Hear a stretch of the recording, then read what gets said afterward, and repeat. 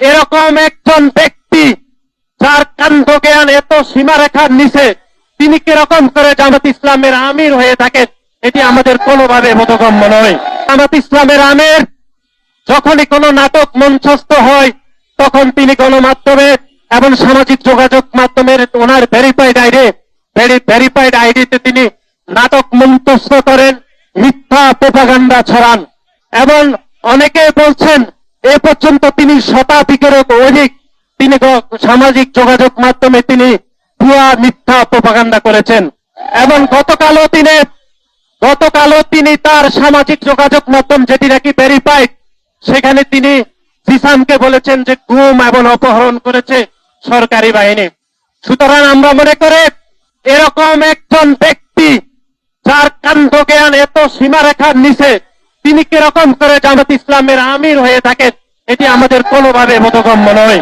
ছাত্র শিবিরের যে কমিটি এখন পর্যন্ত তাদের সাংগঠনিক কার্যক্রম পরিচালনা করছে, সেই কমিটি ইতিমধ্যে তাদের 2026 সালের 1 জানুয়ারি তারা তাদের কমিটি গণমাধ্যমে প্রকাশ করেছে, আপনারা সকলে দেখেছেন।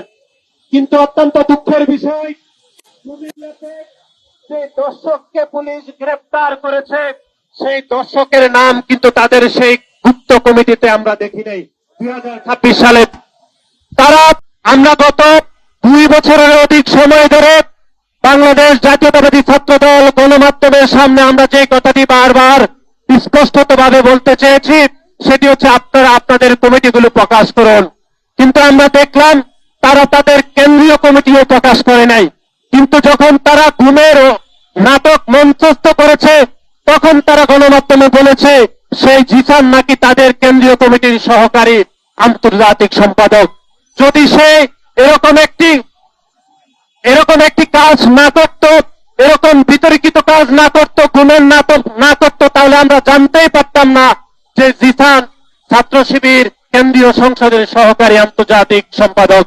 সুতরাং আমরা মনে করে তারা গুপ্তভাবে রাজনীতি করে তারা যে উদ্দেশ্য হাসিল করার অপচেষ্টা গত 2 বছরে করেছিল, সেটি ইতিমধ্যে প্রকাশিত হয়েছে। তারা তাদের এই অপরাধ প্রবণ করার মাধ্যমে সেই গুপ্ত একজন শিবিরের পরিচয় আমরা আজকে গণমাধ্যমে জানতে পেরেছি।